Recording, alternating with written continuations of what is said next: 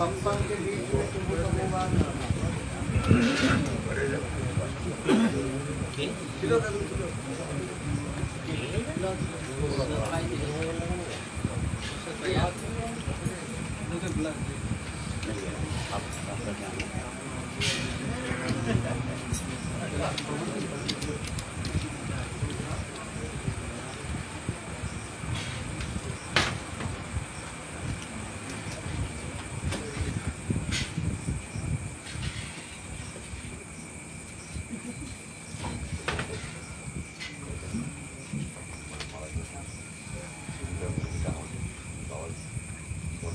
जय जय श्री राम निताय गौर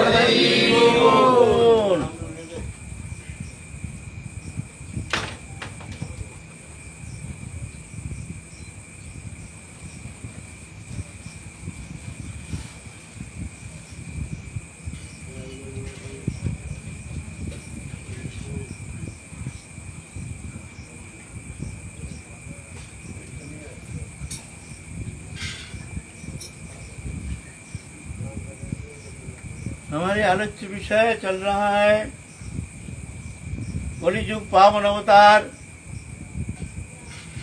भुवन मंगल भुवन सुंदर अखिल रसामृत सिंधु प्रेम पुरुषोत्तम श्री कृष्ण चैतन्य महाप्रभु की पावन जीवन गाथा जीवन चरित जो कि श्रवण मात्र से ही परम मंगल करने में समर्थ है। अचिंत्य अगम्यो दिव्यो इंद्रियातीत गुणातीत लोकातीत अनुभव्य कृपा साध्य ऐसे भगवान की लीला चरित अमृतमय गाथा भजन ना हो कम से कम ये कथा श्रवण करने से ही मंगल प्राप्त करने में समर्थ हो सकते हैं। अगर भजन नहीं होता है तो श्रवण करो। तब कथामृतम तप्त जीवनम कवि विरीतम कल्मशापम श्रवण मंगलम श्रीमदाद। श्रवण मंगलम, श्रवण मात्र से ही मंगल होता है। जितना भक्ति अंग है नवविधा श्रेष्ठ है श्रवण कीर्तन स्मरण पादसेवन बंधन दास्य सुख आत्मनिवेदन नवदा भक्ति। लेकिन एकमात्र श्रवणांग ऐसे हैं जो बहुत जल्दी हृदय को परिशोधित करके भगवत चरण में प्रेम प्राप्ति का उपयुक्त बना देते हैं। हृदय को इस तरह से निर्मल करके भगवत प्रेम प्राप्ति की योग्यता प्राप्त करा देते हैं। श्रवण मंगलम, श्रवण मात्र से ही मंगल होता है। दूसरा अंग जाजन में तो कोशिश करना पड़ता है, चेष्टा करना पड़ता है। कीर्तन करो, साजा बाजा सब लेकर के बैठो, चिल्लाओ, डोरी बजाओ, ढोल बजाओ, पूजा करोगे सामग्री चाहिए, ये चाहिए वो चाहिए, मन को लगाओ, ये करो ये करो, स्मरण करो, मन को लगाने का चेष्टा करना पड़ेगा। बड़ा कठिन है, लगता नहीं वो तो और कठिन काम है। स्मरण तो और सबसे कठिन काम है। ये तो फिर भी सरल है, पूजा पाठ फिर भी कर लिया, लेकिन स्मरण ये तो बड़ा कठिन है, मन लगता नहीं। विषय में तो खूब लगता है, लेकिन भगवत चिंतन में तो मन लगता ही नहीं। तो एकमात्र सरल है, सबसे सरलतम भक्ति अंग श्रवण। सिर्फ चुपचाप बैठे रहो। तुमको क्या करना है, नहीं कान को वहां लगा दो और कुछ नहीं करना, कोई चेष्टा करने का अवकाश नहीं है। बस उसी में ही तुम्हारा कल्याण हो जाएगा। बोले इतने सहज श्रवण मंगलम, श्रवण मात्र से मंगल होता है। कुछ नहीं काम नहीं, बैठे रहो। तुम बैठे हो बस, देखो इससे सरल और क्या चाहिए तुमको भाई। तुमको थोड़ा सा संसारी सुख पाने के लिए तो सारा जीवन सारा इतना रगड़ते रगड़ते सारा जान हड्डी को पानी बना देते हो, फिर भी सुख नहीं मिलता है। दुखी होकर बड़ा रो करके रोते रोते जीवात्मा फिर इस संसार से चला जाता है। सारा जीवन रगड़ते रगड़ते संसार चक्र में इस तरह से पीसते हैं। पेशन के साथ सुख मिलता नहीं है और परम आनंद चाहते हो। और तुमको क्या सहज चाहिए, क्या चाहिए बताओ ना। ये भी तुमको पसंद नहीं आता है, थोड़ा बैठे रहो। संत मुख से हरि कथा, ये परम मंगलमय। श्रवण मंगलम, श्रवण से ही मंगल होता है। इस फिर भी देखो ऐसे मूढ़ हो, हम जैसे मनुष्य हो, ये श्रवण करने के लिए उनके कोई आग्रह नहीं। अच्छा चले बाबा, अरे भाई सारा दिन तो इधर उधर घुमा है, सुन ले थोड़ा सा, बैठ जाना, उस करने का जो बैठ जा, तेरा मंगल होगा।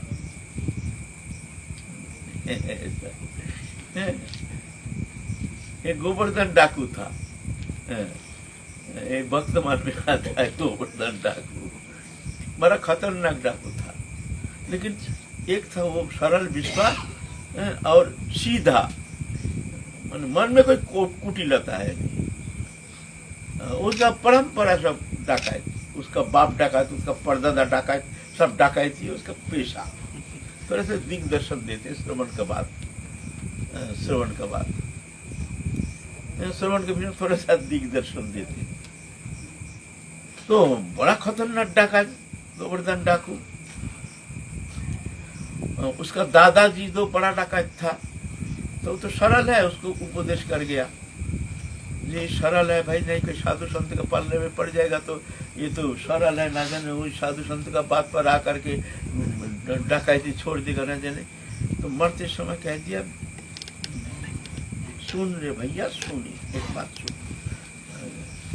बोले तेरे को एक उपदेश देते हैं मरते समय, हम तो जाएंगे, तेरे को एक उपदेश देते हैं, तू कुछ भी कर, ये साधु का पास जाना नहीं, साधु के पास खबरदार बैठना नहीं, और जो कुछ कर वो सीधा उसको मन पर, और कुछ भी कर, लेकिन साधु का पास जाना नहीं।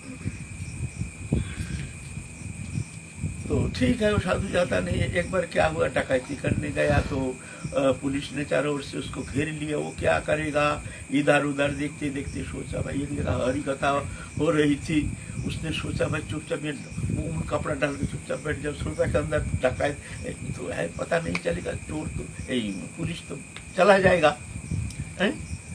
तो यहीं पर बचाव के भागते भागते देखते हैं, अब कहीं दुबकने का जगह नहीं, कपड़ा ढक करके इस तरह से ढक के, मुंह को ढक करके जा करके एकदम कथा के वहीं क्या करेगा, उपाय नहीं, कथा से तो मतलब नहीं। और पुलिस ढूंढ रहे हैं चारों ओर, कहाँ गया वो डकैत, कहाँ गया, ऐसा करके वो सुन रहा है। अब क्या करेंगे भाई, कथा तो सुनने के लिए मना कर दिया, खबरदार साधुओं का कथा सुनना नहीं, खबरदार साधु के बीच में जाना नहीं, कथा सुनना नहीं। वो देखते भाई मजबूरी से आ गया, लेकिन कथा हो रही है, हम कैसे नहीं सुनेंगे भाई, ये तो कान में आ ही जाएगा। तो कान में ऐसा आंगली दे दिया, आंगली देकर चुपचाप कपड़ा ढक करके ऐसा बैठ गया। आप वहां हो रहा था कृष्ण लीला की कथा, कृष्ण ब्रज में ब्रज लीला, कृष्ण ब्रज में खेल रहे हैं। तो कहते हैं कृष्ण इस तरह से आज भी वो लीला करते हैं।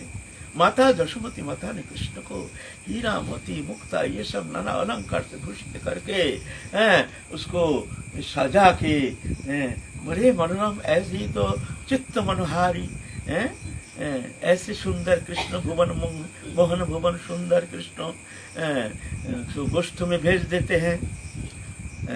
और वो गोष्ठ में आए हैं, सखाओं के साथ गोचरण लीला कर रहे हैं, और उनका अलंकार का वर्णन करते हैं, कितना हीरा मोती से इतने सुंदर अलंकार सजाए हैं, कमर में करधनी, पायल, नाना प्रकार अंगूठी, नाना प्रकार सुंदर सुशोभित सुंदर। अभी भी जो भक्त है वो कृष्ण उसको दर्शन देते हैं। अभी भी इतने में क्या हुआ, उसका छींक आया तो अच्छा कान में हाथ चुट गया, हीरा मोती बहुत कुछ पहन के आते हैं, हीरा मोती क्या हीरा मोती कृष्ण को सजा के इस तरह से गोचरण करने में भेज देते हैं, उनके इतने सुंदर अलंकार पहन के आते हैं, कितना सुंदर। तो ये कहाँ है भाई, ऐसे एक बार मिल जाए तो बड़ा हमारा काम बन जाएगा भाई। तो बोल अब सुन रहे हैं, अब भूल गया जो हमको सुनने के लिए मना किया है। अभी भी आते हैं कृष्ण गोवर्धन में गोचरण करने के लिए, ऐसे ही सास धस के आते हैं ऐसे, और अभी भी भगवान दर्शन देते हैं, ऐसा नहीं। कोई भी ऐसे चाहते हैं, अगर दिल से चाहते हैं तो भगवान अभी भी उसको दर्शन देते हैं। बड़ी अच्छी बात है भाई। तो हम भी चाहेंगे तो हमको दर्शन दिखा, ऐसी गहना एक बार मिल जाए तो फिर तो भाई हम तो मालामाल हो जाएंगे। तो इसके बाद वो तो भूल गया, अब पुरुष तो चला गया, अब सोचे पीछे आएंगे।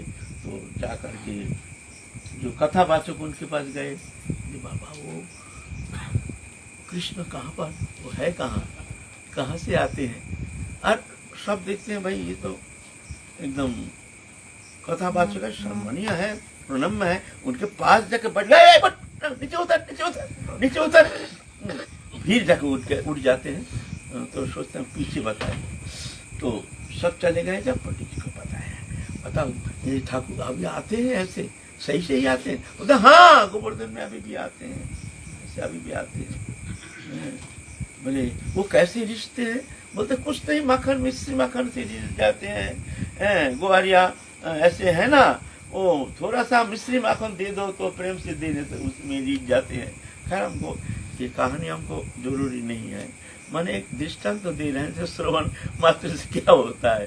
फिर उसका मन में बैठ गया जब हम भी जाएंगे गोवर्धन में माखन मिश्री लेकर के।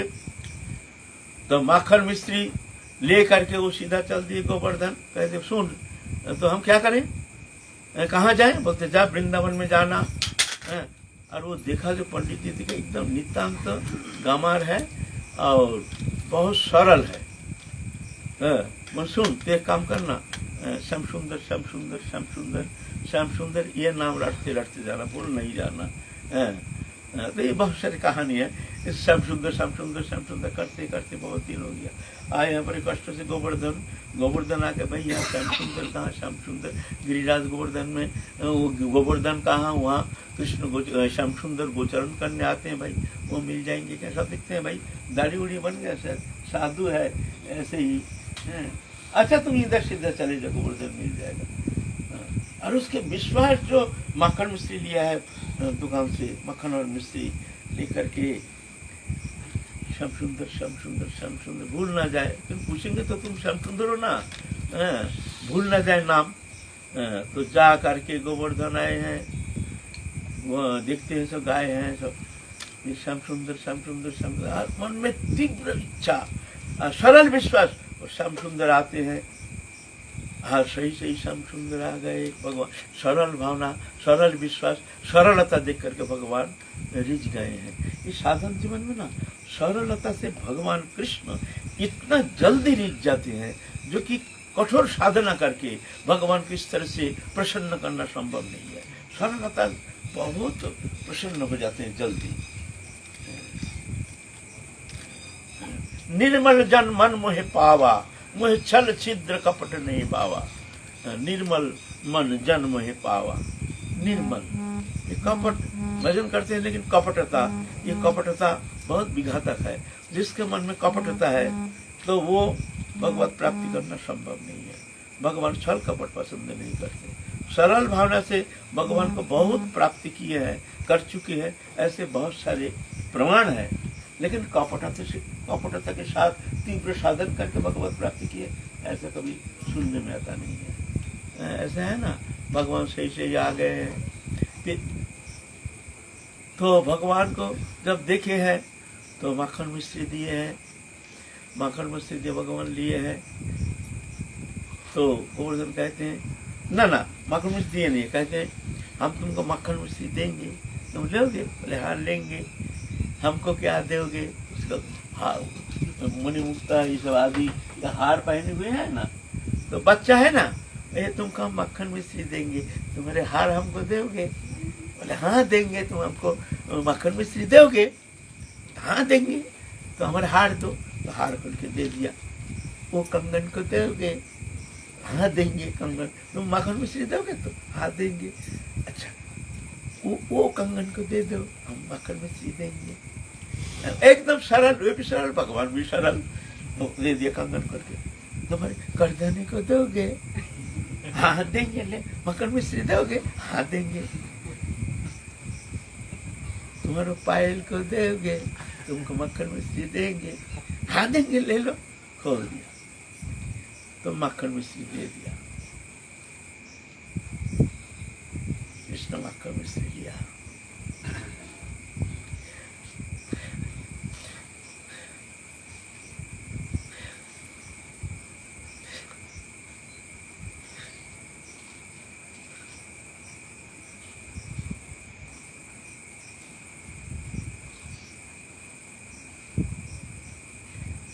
भगवान तो करुणामय है ना, वो ऐसे ही नजर से सुंदर नजर, अखंड नेत्र, अखंड नेत्र से ऐसे मधुर हासी से स्त्री के अंदर देख रहे हैं, सब अलंकार दे दिया।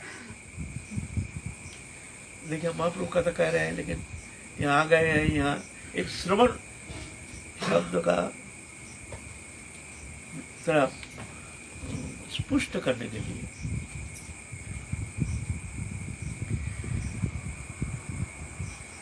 तो मैं जाऊं, अब उसका मन तो पिघल गया, कृष्ण को देख करके मन तो एकदम आहा कितना सुंदर, कितना भवन सुंदर, भवन मंगल, आहा ऐसे सुंदर दिव्य, मैं कितना कठोर हूं, देखो इसको एकदम इस तरह से नग्न करके हमने सब अलंकार ले लिया। हाय हाय, भगवान कृष्ण फिर जा रहे, मैं जाऊं, मक्खन लेके जा रहे, जाऊं, फिर दूर जाता है, मैं जाऊं, सोचते ना इतना कठोर होना ठीक नहीं है, गले का एक हार पहना दो, एकदम नग्न लग रहा है, अच्छा अच्छा इधर आजा, अच्छा एक हार पहन लो, अच्छा ठीक है मैं जाऊं। तो गया, आहा ना बाजू करधनी इसको पहना दी, अच्छा इधर आओ, फिर पहना दिया, फिर बाजूबंद पहनाया, फिर देखते, फिर ऐसे मन में ऐसे विगलित हो गया मन, एकदम माने जबरदस्त रोना शुरू कर दिए है, सब कुछ सब पहना दे करके अचेत होके गिर गए हो।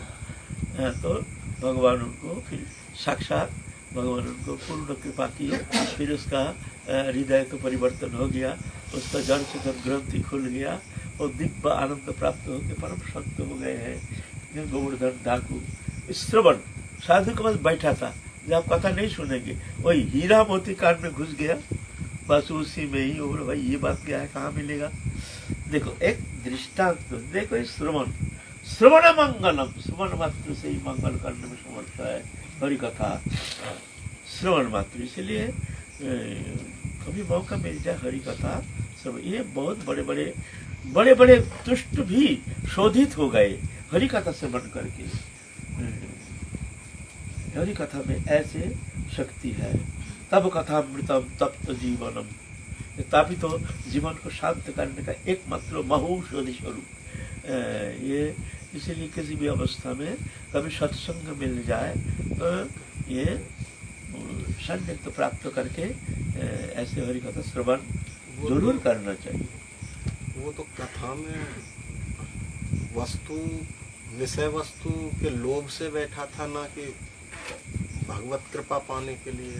तो ना भी वही तो विषय वस्तु, लेकिन कथा ही तो है ना, कथा तो है ना, कथा सुन रहा था ना, तो जैसे भाव से ही बैठे, तो उसको केंद्र करके क्या प्राप्ति होगी बोलो।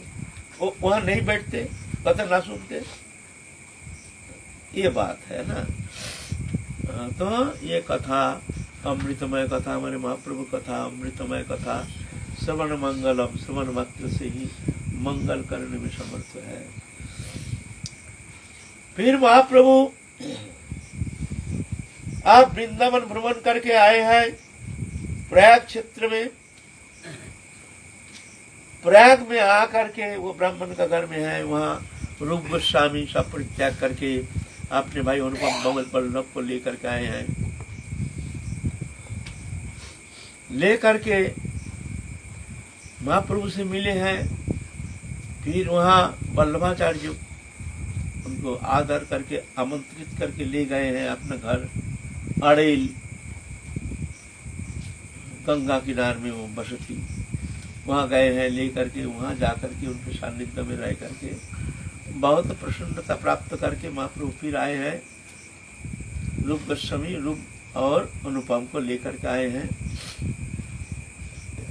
फिर रूप गोस्वामी प्रार्थना की, प्रभु हमारे जीवन का उद्देश्य क्या है, हम क्या करेंगे, आप बताइए, आपके चरण सानिध्य में आए हैं। इतना दिन तो हम जीवन का सानिध्य में रह करके हमने तो म्लेच्छ का सेवा करके मन भी हमारा म्लेच्छ हो गया है, हमारी बुद्धि भी इस तरह से भ्रष्ट हो गया, नष्ट हो गया है। अब इस दुर्दशा से मुक्त होने के लिए हमको कौन सा उपाय अवलंबन करना चाहिए? आपकी सानिध्य में आकर के अगर हमारे दुष्ट चित्त शोधित नहीं हुआ तो इससे तो मृत्यु अच्छा है। खैर उनके चित्त शोधित तो हो ही गया है, लेकिन ये दीनता है। तो महाप्रभु उनको कहते हैं तुम यहाँ से जाओ, जाकर के वृंदावन में चले जाओ, वृंदावन में जाकर के भजन करो और हमारे जो रस ग्रंथ है इसका वर्णन करो। तो प्रभु रस तत्व संबंधे कोई तत्व संबंध में तो हमारा कोई ज्ञान नहीं है। खैर है, पूर्ण ज्ञान है, ऐसा नहीं। तो बड़े पंडित है, मैंने संस्कृत तो बड़े पंडित है रूप गोस्वामी। महाप्रभु भी उनके संस्कृत का बहुत प्रशंसा किए हैं। आगे आएंगे, ऐसे ऐसे श्लोक रचना किया है रूप गोस्वामी वाले, थोड़ी है, बड़े विद्वान है, सभी विद्वान। पहले तो हमारे अभी से 500 साल पहले हमारे जाके जो शिक्षा का माध्यम है जो, और हम लोग पाश्चात्य शिक्षा जो है, ब्रिटिश आने का बाद जो वेस्टर्न कल्चर, वो शिक्षा से प्रभावित होकर हमारी शिक्षा पद्धति पूर्ण रूप से बदल गया है। यह जो जियोग्राफी आदि इतिहास से लेकर के और जितना जो हम शिक्षा प्राप्त करते, ये सब पाश्चात्य शिक्षा, हमारी शिक्षा पद्धति समाप्त हो गया। पहले हमारे शिक्षा का माध्यम था संस्कृति और धर्मशास्त्र प्रधान था, है ना, धर्मशास्त्र, नीति शास्त्र, राजनीति, ये भी हमारे सनातन धर्म में राजनीति भी है, राजनीति का भी विशद वर्णन है, समाज नीति, अर्थनीति, समस्त नीति है। लेकिन वो तो धीरे धीरे तो लुप्त हो गया। वो तो कुछ ब्रिटिश ने लुप्त कर दिया, कुछ पर्वतीय हमारे राजनीतिक ऐसे प्रभाव है जो हमारी वो भारतीय को जो आदि संस्कृति उसको लुप्त करने के लिए इनके बहुत सारे प्रयत्न, ये तो अस्वीकार किया नहीं जाएगा। आधुनिकता शिक्षा के प्रभाव से हमारी संस्कृति इससे धीरे धीरे नष्ट हो गया। अभी है कुछ बचा के रखने के लिए प्रयत्न किए हैं, कर रहे हैं कुछ संत समाज, साधु समाज, कुछ सज्जनों, कुछ विद्वान, लेकिन बहुत कम है। शिक्षा का माध्यम है हमारी पाश्चात्य शिक्षा, वेस्टर्न कल्चर। तो उस समय संस्कृति ही माध्यम था। धर्मनीति, अर्थनीति, राजनीति, सब हमारे भारतीय संस्कृति का अलग एक कल्चर है। न्याय शास्त्र, न्याय दर्शन, ये सब है हमारे। तो ये सब शिक्षा तो अभी है नहीं, अभी लुप्त तो प्राय। ये तो हर शिक्षा प्राप्त करके आए हैं रूप गोस्वामी, ऐसे नहीं है। फिर भी महाप्रभु से विनम्रता के साथ महाप्रभु के चरण प्रांत में आकर के आग्रह कर रहे हैं, प्रभु आप उपदेश कीजिए, मैं किस तरह से आगे बढ़ूं। तो महाप्रभु रूप गोस्वामी को केंद्र करके जगत जी को शिक्षा दे रहे हैं। बोलते हैं देखो ये जो सृष्टि है भगवान, अनंत कोटि ब्रह्मांड है, भगवान सृष्टि करते हैं, उसके अंदर जीव चैतन्य सत्ता, अनंत जीव चैतन्य सत्ता, वो चेतन सत्ता सर्वव्यापक सर्वत्र है। कुछ स्थावर है, कुछ जंगम है। भगवान के जो चित्त सत्ता है, जीव चैतन्य सत्ता जो है, केशाग्र के शतभाग, उसके एक भाग के शतभाग के एक भाग है जीव चैतन्य सत्ता का स्वरूप। माने एक केश का अग्रभाग, उसका अगर 10,000 भाग किया जाए, 10,000, तो उसका एक भाग है ये जीव चैतन्य सत्ता। जो जीव चैतन्य सत्ता कहते हैं, तटस्थ शक्ति। ये है जीव स्वरूप। इसका दो भाग है, एक स्थावर एक जंगम। स्थावर है अचल पदार्थ जो चल नहीं सकता है, और सचल पदार्थ जो है यह है जंगम। स्थावर जंगम है। जंगम के अंदर भी नाना अनंत कोटि जीव जगत है, अनंत कोटि जीव जगत 84 लाख जोनि भ्रमण करते हैं। उसके अंदर जलचर, स्थलचर, उभचर, खेचर 4 प्रकार प्राणी है। जलचर जल में चढ़ता है, मछली आदि। स्थलचर मनुष्य पशु ये आदि, ये सब शियाल कुत्ता, ये सब स्थलचर। उभचर माने जल में भी रहता है, स्थल में भी रहता है। मेढक वो कभी जल में रहता, कभी स्थल में रहता है, उसका कोई एक जगह नहीं है, जल में भी नहीं रहता, स्थल में भी नहीं रहता। इसे कहते उभचर। खेचर मतलब आकाश में उड़ता है, जो ये पक्षी आदि है, ये 4 प्रकार है। ये जो चेतन सत्ता है इसका 4 विभाग है। 10,000 भाग के एक भाग। तो कितना सूक्ष्म है, जितना सूक्ष्म पदार्थ है उसमें ये जीव चैतन्य सत्ता जो है सबसे सूक्ष्म है। लेकिन उनमें अनंत शक्ति समन्वित है। ये नहीं सोचना 10,000 भाग के एक भाग जीव चैतन्य सत्ता, वो सत्ता का इतनी शक्ति है, सब शक्ति, अनंत शक्ति उसके अंदर निहित है। वो जीव चैतन्य, वो चेतन सत्ता के अंदर बस आवृत है। बस उसी का ही प्रकाश है। ये जो जीव चेतन जिस शरीर में जाता है चेतन सत्ता, उसका ही प्रकाश होता है। वही देखो, उतना 10,000 भाग के एक भाग वही ये हाथी में है, और वही चेतन सत्ता जाकर के हाथी में व्याप्त होकर के एक हाथी चेतन हो जाता है। वह और बड़ा होता है तो और बड़ा हो जाएगा। ब्रह्मा को स्वरूप प्राप्त करेंगे तो ब्रह्मा हो जाएंगे, वही सत्ता अचिंत्य।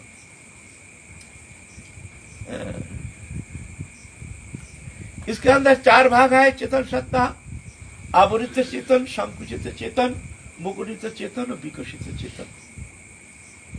आवृत चेतन है जैसे वृक्ष, लता आदि। चैतन्य सत्ता ढका हुआ है, मालूम होता है जैसे जड़ है, लेकिन जड़ न चेतन है, इसका अनुभव है। लेकिन वो अनुभव कैसे है?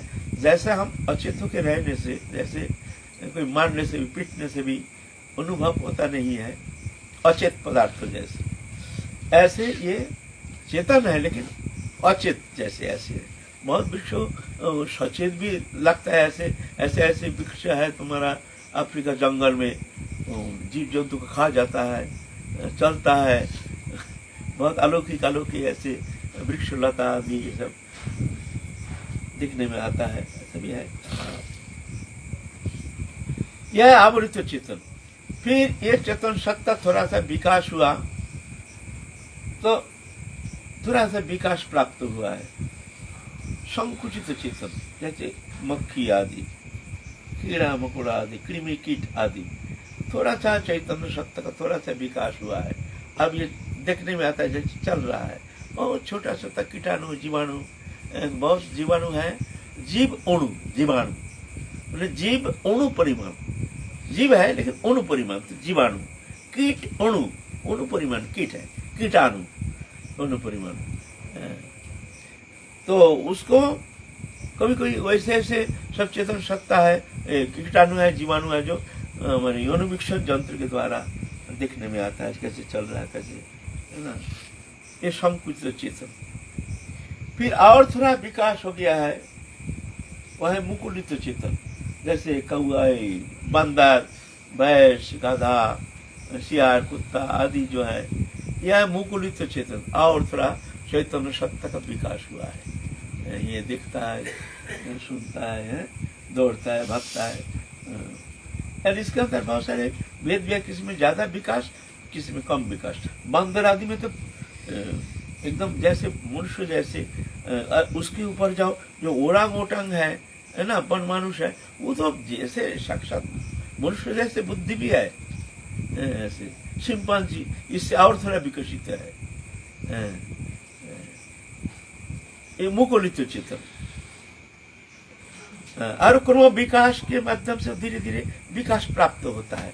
जैसे बंदर है, बंदर से और थोड़ा सक्रियता शिम्पांजी में देखने आता है, शिम्पांजी से और थोड़ा सक्रियता ओरांग ओटांग माने वन मनुष्य में देखने में आता है, वन मनुष्य से फिर आगे चल के जंगली मनुष्य है, जंगल में रहते हैं जंगली मनुष्य, उसमें देखने में आता है। उसमें उससे और थोड़ा विकास पिग्मी जाति आदि ये सब देखने में आता है, उसमें थोड़ा और विकास हुआ है। उससे थोड़ा बिल आदि जो मनुष्य है और थोड़ा विकास हुआ, ऐसे क्रम विकास, एक सा नहीं। तो संकुचित आवृत चेतन, संकुचित चेतन, मुकुलित चेतन और मनुष्य है विकसित चेतन। माने एक थोड़ा कली है और थोड़ा खिला है और ये खिल गया, फूल खिल गया। यह मनुष्य मन बुद्धि अहंकार ज्ञान विवेक विचार सब दे करके एक तो भगवान के सृष्टि एक सुंदर फूल खिल गया है? इतना सुंदर एक मन। लेकिन फूल खिलने से क्या होता है? ये एकमात्र भगवत भजन ना करने के कारण चेतन सत्ता के विकास, माने वो जो हमारे जो सत्ता के विकास जो हम जो भगवान के है ये ना समझने के कारण ये मुक्त होकर के पंचभौतिक शरीर को अपना मान करके संसार चक्र में अनावश्यक घूम रहा है ना। विकसित चेतन इसके ऊपर है और वह है पूर्ण विकसित चेतन। पूर्ण विकसित जब ये जड़ चेतन ग्रंथि खुल जाता है तो अब ये पूर्णता, अभी पूर्णता नहीं, अभी विकसित हुआ है मन बुद्धि अहंकार ज्ञान विवेक विचार बुद्धि, ये सब सुंदर सृष्टि रचना किया है भगवान। तो इसके अंदर ये मनुष्य श्रेष्ठ है, उसके अंदर मनुष्य के अंदर उस जंगली जाति आदि है जो जहाँ शिक्षा का कोई प्रकाश प्रभाव नहीं, वो है बहुत। और फिर सभ्य जगत में जो मनुष्य है ये तो कितना होता है, बहुत कम है। ऐसे सुर दुर्लभ मानव तनु, ये सुर दुर्लभ मानव तनु पा करके जो हरि भजन नहीं करता है, जो संसार के दृश्यमान वस्तु पदार्थों भोग्य पदार्थों शब्द स्पर्श रूप रस गंध दृश्यमान जागतिक जड़ीय पदार्थ में आसक्त होकर के जो ये स्थूल वस्तु प्राप्ति का लालसा लेकर के भोग्य वस्तु इंद्रिय तृप्ति विषयक जो वस्तु पदार्थ के प्रति लालसा लेकर के जो संसार चक्र में घूम रहा है, इससे मूढ़ और क्या हो सकता है? मूढ़ता है, यह है मूढ़ता, है ना। तो ऐसे मनुष्य तो ज्ञान विवेक विचार बुद्धि संपन्न मनुष्य बहुत कम है। उसके अंदर अगर कोई संत कृपा से थोड़ा सा उन्मुख हो गया है, कुछ है उन्मुख जीवात्मा, कुछ है बहिर्मुख जीवात्मा। अब ये जो विकसित चेतन का भी दो भाग हो गया, एक है उन्मुख जीवात्मा, एक है बहिर्मुख जीवात्मा।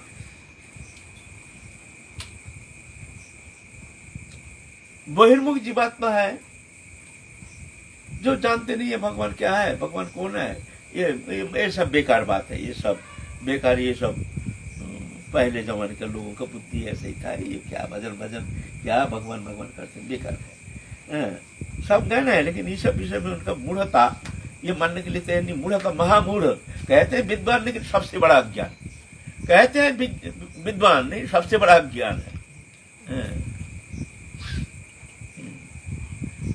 तो ऐसे जो बहिर्मुख जीवात्मा है ये भगवान को मानते नहीं, क्या बार बार डिस्टर्ब कर रहा है।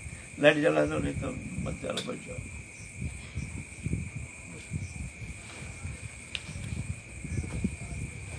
तो ये समाज जीवन में लोग इनका बहुत सम्मान करते हैं। ये लोग बहिर्मुख है लेकिन इसको विद्वान कहते हैं, भगवान को मानते नहीं है। और वर्तमान जो भौतिक विज्ञान ऐसे जो मनुष्य हैं इनको बहुत सम्मान करते, जानते हैं बड़ी विद्वान है, ये सबसे बड़ा अज्ञानी कहते हैं। हमारे आध्यात्मिक शास्त्र में उसको अज्ञान कहते हैं। ये ज्ञान ये विकास नहीं है, ये मूढ़ता, ये तो आवरित करके फिर संसार चक्र में ले जाएगा, तो ऐसे घूमता रहेगा 84 लाख जोनि में। यह है बहिर्मुख जीवात्मा।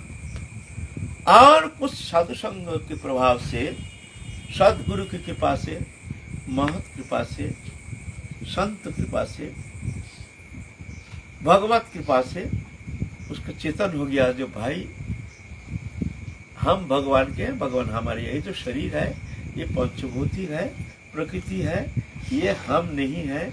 हम तो बस बीज रूप में, पिता के प्रदत्त बीज रूप में आकर के प्रवेश किया है मातृ जठर में। बीज, बीज माने गुणमय आवरित, गुण से आवरित है। उसमें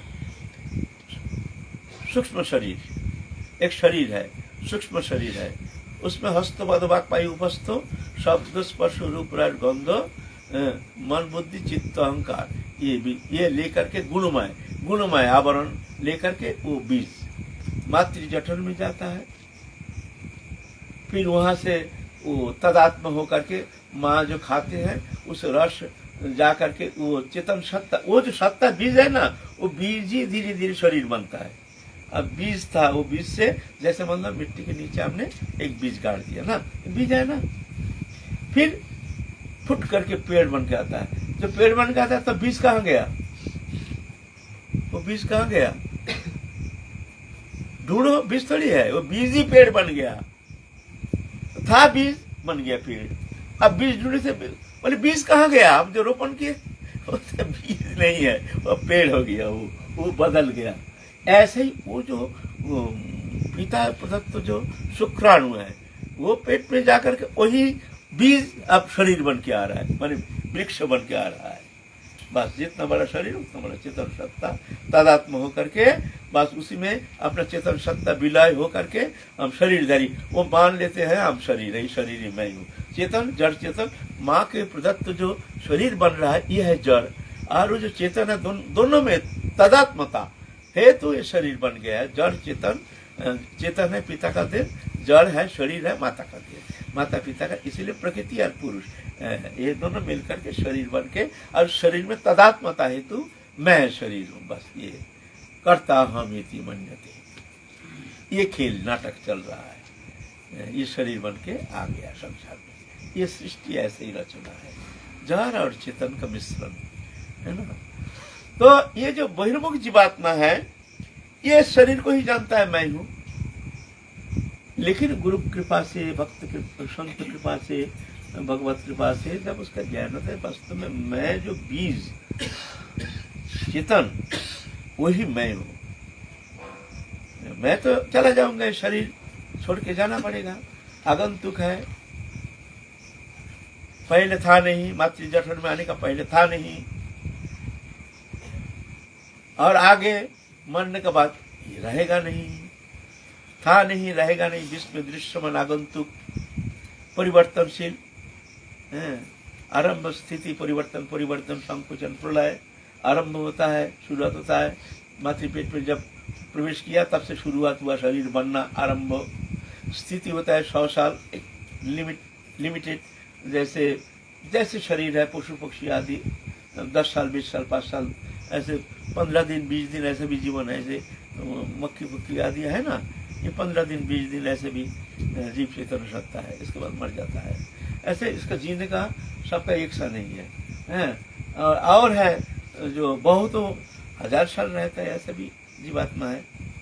बस फिर विश्व में आरंभ स्थिति परिवर्तन होता है, आणविक परिवर्तन, रस रक्त मांस में दोस्ती मज्जा शुक्र सप्त धातु, ये परिवर्तन होता है, परिवर्धन होता है, छोटा है धीरे धीरे बढ़ता है, परिवर्धन परिवर्तन परिवर्धन, फिर एक उम्र में जाकर के फिर घटना शुरू हो जाता है, संकुचित तो चमड़ा सिकुड़ जाता है, शरीर छीन हो जाता है, ढीला पड़ जाता है, आंख में दिखना कम होता है, कान में सुनना कम होता है, दांत गिर जाता है, सब इससे सचेत कराते हैं, ये देखो घंटी बाज गया, अभी सावधान हो जाओ, तुम्हारा घंटी, पहले तो बाल पकता है, एक नोटिस आता है, देखो अब तुम्हारा संकोचन शुरू हो गया,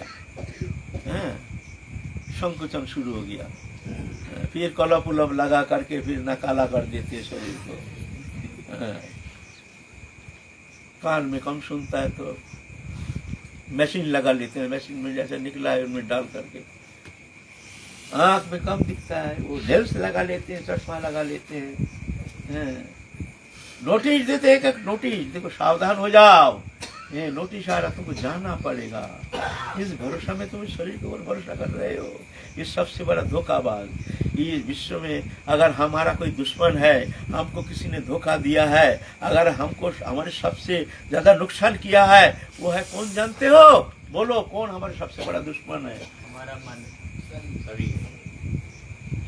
मन तो शरीर के पीछे, शरीर को मैं अपना मान लिया, जिस कारण शरीर के प्रति हम आसक्त हो गए हैं। शरीर मैं हूं, तो जब शरीर में आसक्त हो गया तो शरीर संबंधी ये भी तो आसक्त होगी ना। चक्षुकर्ण नासिका जीवा तक, 5 ज्ञानेंद्रियों, चक्षु से दुनिया रंग तमाशा देखना, हा हा कितना सुंदर। कान में सुनना ये दुनिया, कथा बार्ता, हंसी मजाक, जीवा का रस, चटपटी लक्ष्य प्रिय खाने पीना, ये चटपटी। तक, शरीर का तक इंद्रिय, स्पर्श, नाना पर स्पर्श सुख, अलग अलग संपर्क अनुसार अलग अलग स्पर्श सुख, स्पर्श के लिए कातर हो जाते हैं। रस स्पर्श कातरता, अपने प्रियजन का स्पर्श पाने के लिए, तो ये हमको आकर्षित करके इस मोह में पड़ करके, ये मोह कहाँ से आया? शरीर का आत्मबुद्धि, आत्म के बुद्धि के कारण शरीर के प्रति हमारे मोह किसे कहते हैं? मोह कहते हैं मिथ्या वस्तु में चित्त के दृढ़ विनिवेश का नाम है मोह। ये मिथ्या वस्तु, मिथ्या माने जो था नहीं, रहेगा नहीं, रख नहीं सकते, जो हम नहीं, हमारा नहीं, यह है मिथ्या। तो शरीर हम नहीं, हमारा नहीं, था नहीं, रहेगा नहीं, आगंतुक, इसको मैं मान लिया, मैं। तो इससे बड़ा मोह क्या है? तो मोह के कारण ही आसक्ति, शब्द स्पर्श रूप रस गंध, और इसके कारण इसको सुख देने के लिए हमारी चेष्टा, सुख देने के लिए नाना प्रकार अकर्म, कुकर्म, विकर्म आदि कर्म करने में मजबूर हो जाते हैं। इसको भोग सुख तो भोग सुख है, स्पर्श कातरता के लिए कैसे हम सुख देने के लिए नाना प्रकार अवैध संपर्क, जिससे हम मोहित हो जाते हैं, पाप कर्म में लिप्त हो जाते हैं। फिर वो कर्म संस्कार हमको आगे ले जाता है, फिर हमको संसार चक्र में ले जाता है। कौन ले गया? मोह। तो कौन? शरीर। कारण मोह, मोह का कारण शरीर में मैं बुद्धि। जड़ को पकड़ो ना, भजन पीछे करना। ये जड़ कहाँ है? इसके जड़ को पकड़ो। चिल्लाने से थोड़ी होगा, हम जड़ को देखते नहीं है। तो सबसे दुश्मन कौन है हमारा? शरीर है ना। यही तो हमको मोह में डाल दिया ना, सबसे बड़ा मोह। स्त्री पुत्र कुटुंब परिवार मोह। अरे पागल, स्त्री पुत्र कुटुंब मोह कैसे हो गया? शरीर में आत्मबुद्धि मैं हूं, तो ये शरीर को जो सुख देता है वो मेरा है। सुख नहीं देने से उसका हम मेरा नहीं कहेंगे। पुत्र जब हमारा विरोध करता है, हमारा कोई संपर्क में आता नहीं, रहता नहीं, कुछ खाने नहीं देता है और विरोध करता है, निंदा करता है, ये हमारा पुत्र ने इसको परित्याग कर दिया, तो मोह कहाँ? हमारा सुख नहीं देता है ना। तो पुत्र मोह नहीं, इस शरीर से ही अपनापन के कारण मोह। और पुत्र को छोड़ो, पुत्र ये घर मकान दुकान है ना, ये भी हमको सुख देता है, पुत्र को सुख देता है, कन्या को सुख देती है, इसलिए इसके प्रति मोह। मकान दुकान सब विषय जो कितना विस्तार चल रहा है आगे, उसके प्रति मोह। वो सुख देता है, ये सुख देता है, वो शरीर को सुख देता है। शरीर में मैं बुद्धि हूँ, बस आ गया, सब जड़ आ गया शरीर में। यहाँ फंस गया हम। कहाँ फंस गया? एक शरीर धर्मी बन करके शरीर में फंस गया। तो ये जब गुरु कृपा से, संत कृपा से, जब भगवत कृपा से उसका ज्ञान होता है, जो मैं शरीर नहीं, मैं इंद्रियातीत गुणातीत, मैं दिव्य सुंदर भगवत अंश जीव अविनाशी चेतन अमर सहज सुख राशि, तो फिर भगवान में मन लगता है। जो मैं भूल गया, बहुत भूल गया, मैं शरीर धर्मी बन करके संसार चक्र में घूम रहा हूँ। हे प्रभु, हमको इससे मुक्त करो। अब तुम्हारे चरण कमल शरण लेकर के मैं अब तुम्हारे भजन करना चाहता हूँ। इसको कहते उन्मुख जीवात्मा। तो दो विभाग हो गया, एक उन्मुख जीवात्मा, एक बहिर्मुख जीवात्मा। बहिर्मुख जीवात्मा ये पशु पक्षी जैसे ही खाना पीना, आनंद इंद्रिय भोगी, इनका उद्देश्य। इसलिए भगवान कहते हैं समोहं सर्वभूतेषु न मे देशोऽस्ति न प्रिय, मैं सब में समान हूं, मेरा कोई देश नहीं, प्रिय नहीं। ये सबके लिए नहीं, भगवान की ये शब्द सबके लिए नहीं, बहिर्मुख जीवों के लिए। और उन्मुख जीव जो है, यहाँ भगवान नहीं कहते हैं न मे देश न मे प्रिय, यहाँ कहते हैं न मे भक्ता प्रणश्यति, मेरे भक्त कभी नष्ट नहीं होता है, अहं भक्त पराधीन, यहाँ भगवत कहते हैं समोहं समानु जे भजंती तुमांग भक्ता। अब आया ये उन्मुख जीवात्मा, वो गए बहिर्मुख जीवात्मा समोहं सर्वभूतेषु, मैं वहां दृष्टा, मैं सृष्टि रचना करके वो जो बहिर्मुख जीवात्मा है उनके लिए मैं दृष्टा हूं, उसके लिए तानी कर्माणि न निबद्धन्ति धनंजय उदासीनो बदासीनो अशक्तम तेषु कर्मसु, मैं उदासीन होकर देखता हूँ कितना मर रहा है, हा कर रहा है, नरक में जा रहा है, 91 प्रकार नरक है, ये नरक में कष्ट पा रहा, भगवान हुआ दृष्टा, कोई ताप नहीं, कोई कष्ट नहीं, कोई भगवान का कोई ये नहीं, कोई आग्रह नहीं, निग्रह नहीं, भगवान हुआ दृष्टा। तानी कर्माणि न निबद्धन्ति उदासीनो बदासीनो, लेकिन भक्त के लिए ऐसा नहीं कहते हैं मैं उदासीनो बदासीनो, कौन तो प्रतिजानी न मैं भक्त पुनश्यति, तुम प्रतिज्ञा करके कह सकते हो मेरे शरण में जो आया है वो कभी नष्ट नहीं होता है, हम उसको नष्ट होने नहीं देता हूं, ये विशेषता भगवान ने। तो ये उन्मुख जीवात्मा, अब उन्मुख जीवात्मा के अंदर भी भेद है, बहुत सारी भेद है।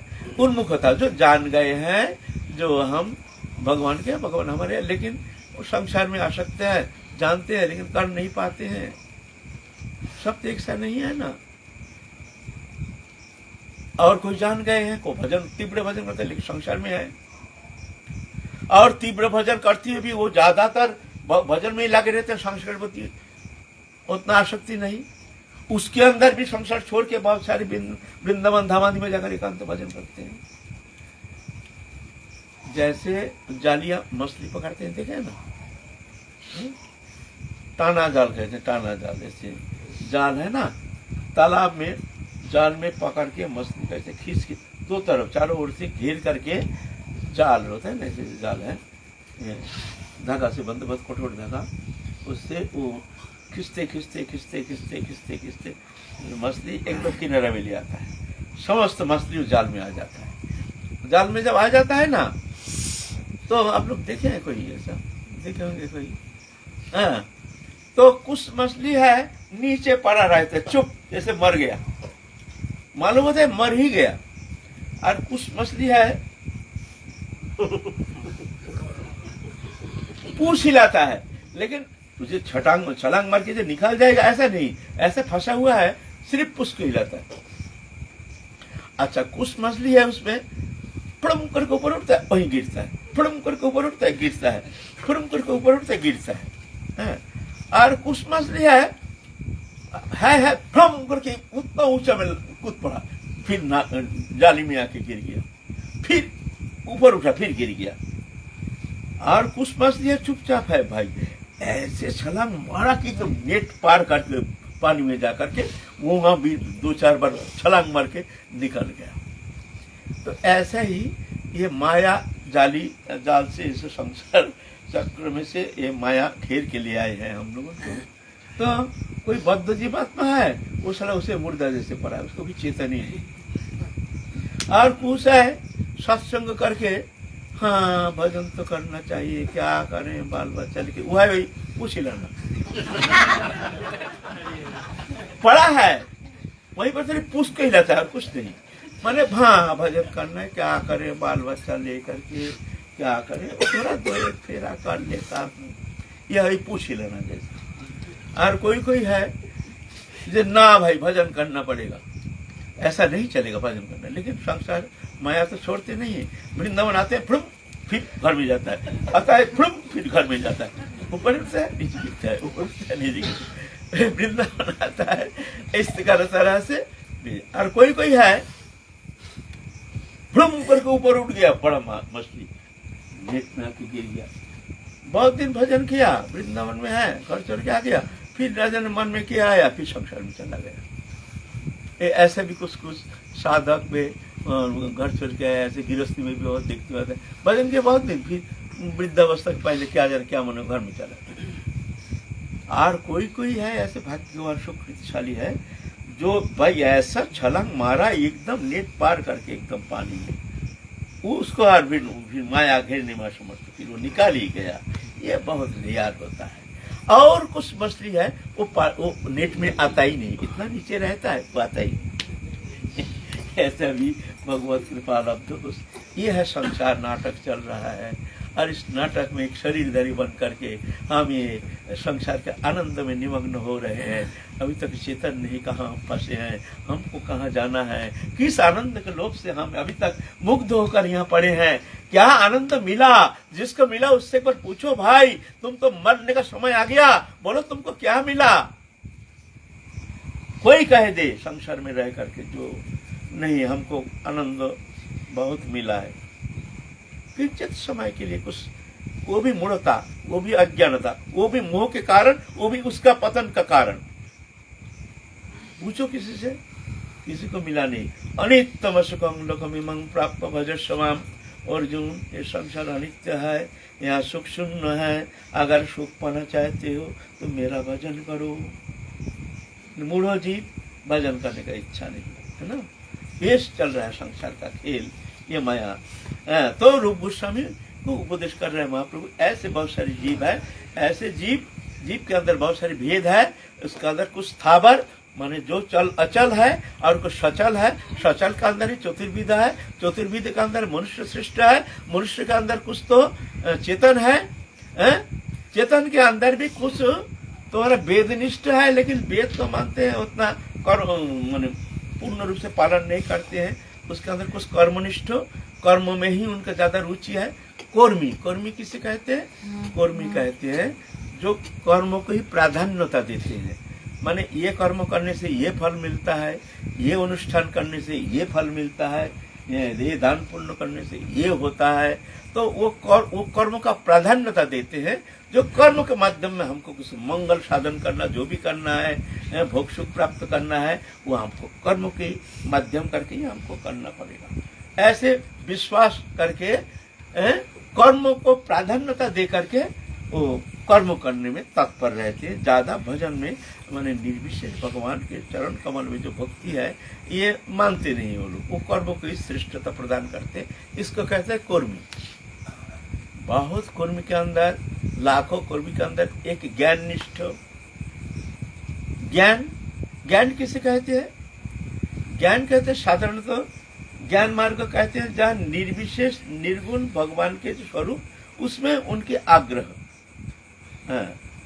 इसको कहते हैं ज्ञानी। लाखों ज्ञानिष्ठ के अंदर एक जन पूर्ण ज्ञानी, और लाखों पूर्ण ज्ञानी के अंदर एक कृष्ण भक्त। लाखों ज्ञानी के अंदर एक कृष्ण भक्त। कृष्ण भक्त निष्काम, पूर्ण शांत। इसीलिए कृष्ण भक्त श्रेष्ठता प्रतिपादन किया। यह पंचम पुरुषार्थ, प्रेम सर्वोपरि। इस विषय में हम लोग आलोचना करेंगे।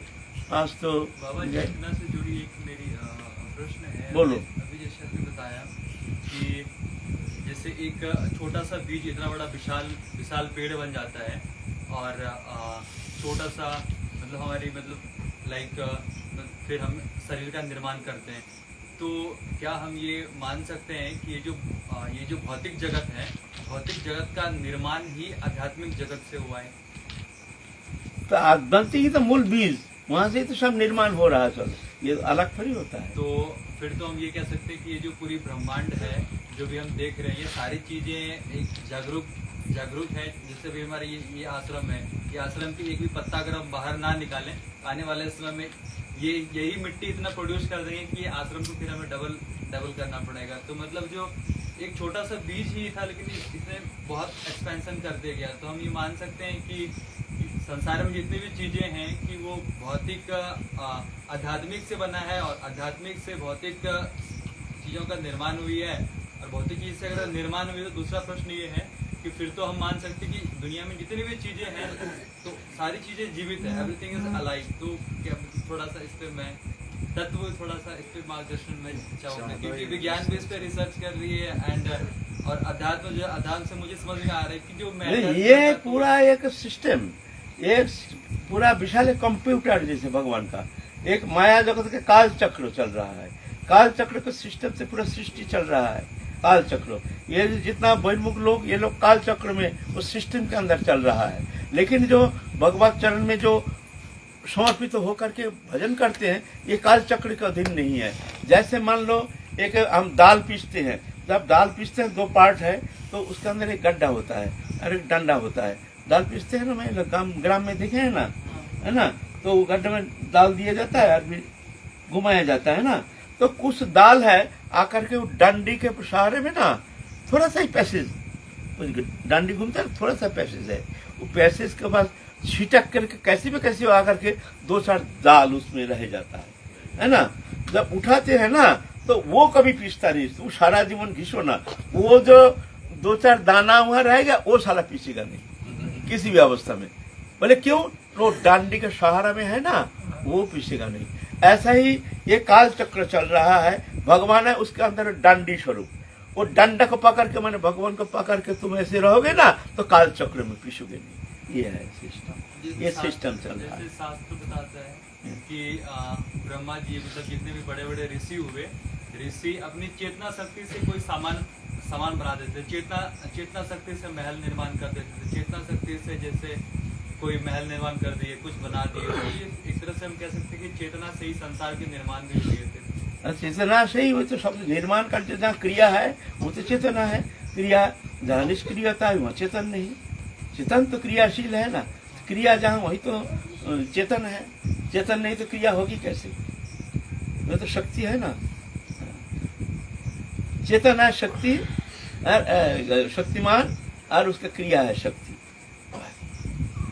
जय जय श्री राम।